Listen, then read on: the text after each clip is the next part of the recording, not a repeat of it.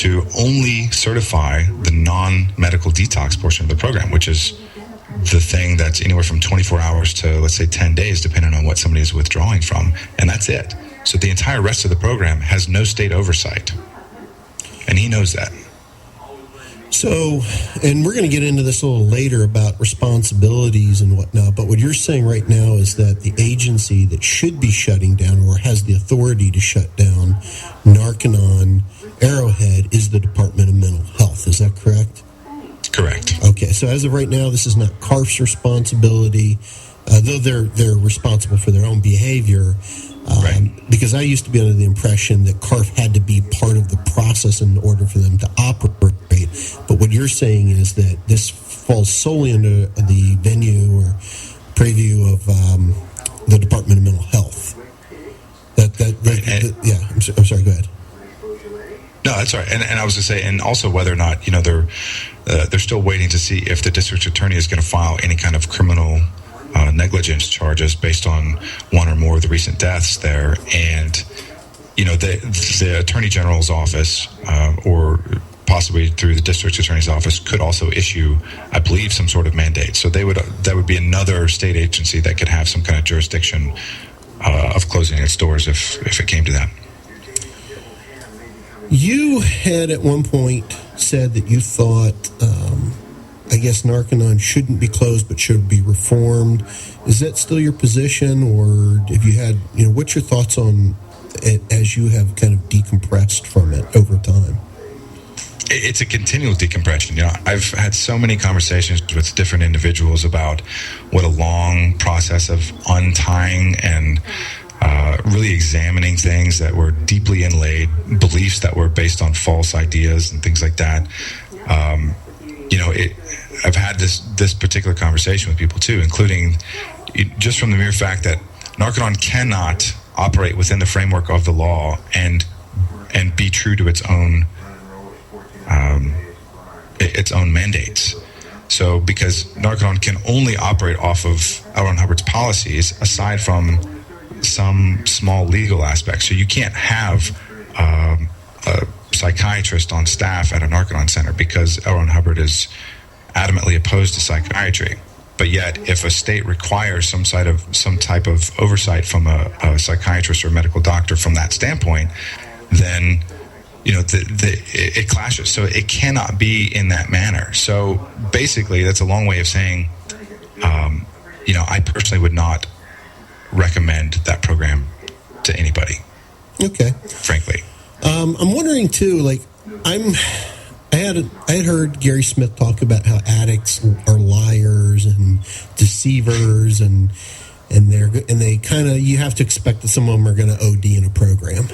And I'm thinking to myself, these people went and got on a bus or on an airplane. They had their family pull their resources together. They're out there. They're doing their part. They're trying to get cured.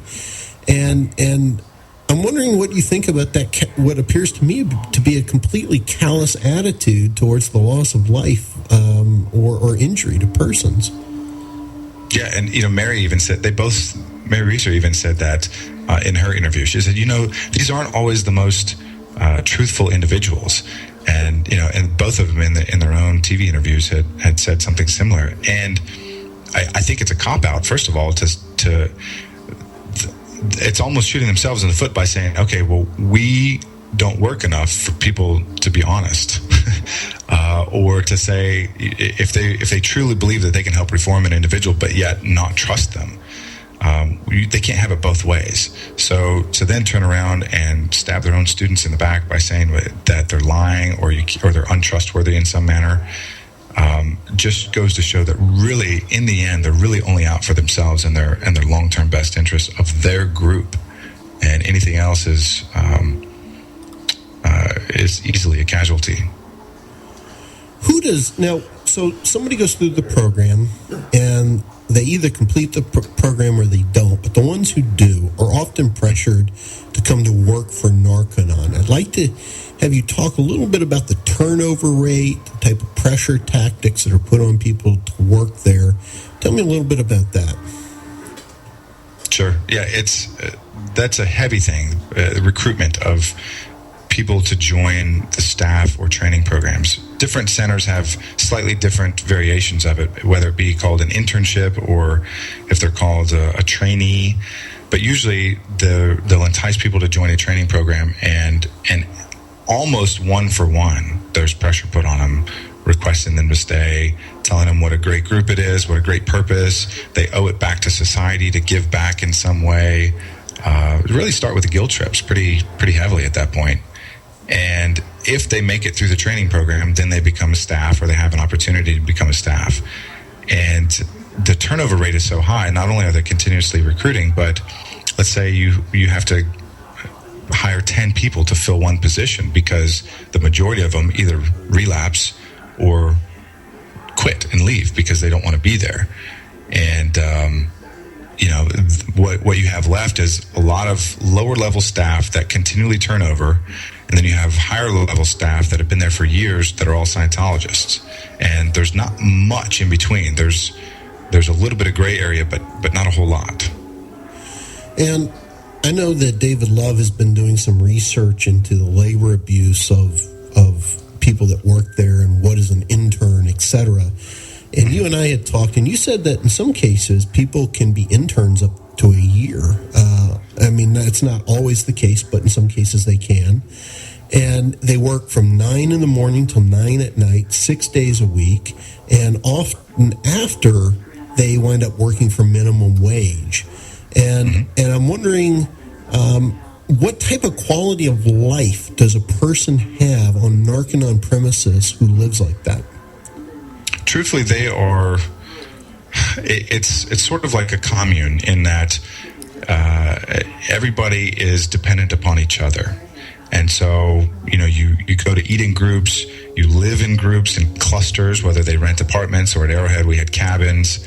At Chilocco before that, they rented houses in town and stuffed as many people in there as possible. So you really are wholly dependent upon this group. And that becomes part of your mentality, is that you cannot survive without this group, and therefore you're willing to do anything and everything for it.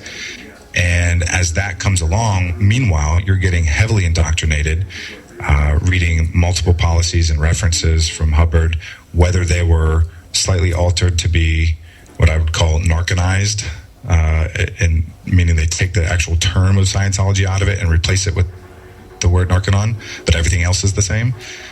Whether that happens or not, you're still being heavily indoctrinated, and over again, this is the only thing that works. We're the good people that saved your life. You owe us.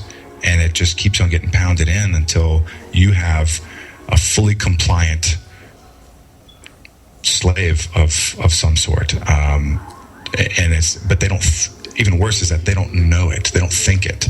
They believe that they're doing their part to salvage the world.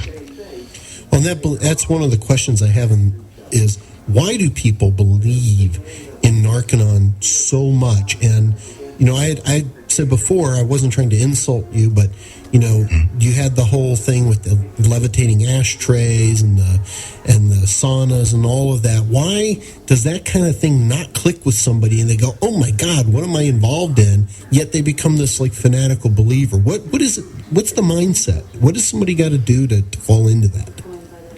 It can be different for a lot of different people, but the biggest thing that I see, not only that I experienced, but I witnessed in many other people, is that what really draws you to it is the attraction of the other people that you can relate to.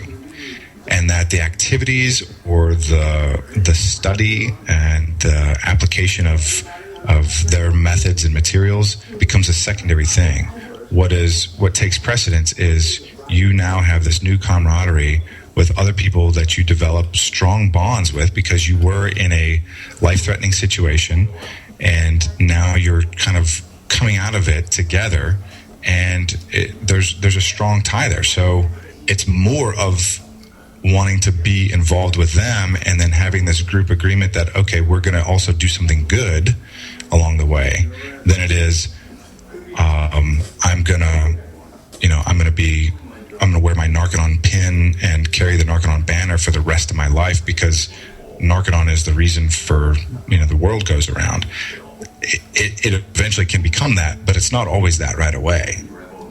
Yeah, and you had mentioned that a lot of the people that are there due to the camaraderie and things like that, or that even swear by the program kind of ditch out on parts of the program, like they don't always complete the sauna and things like that. Is that correct?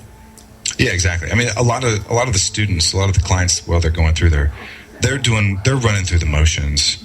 They share information of this is what you got to do to get through this part, and that's what you got to do, or here's how I made it through this part.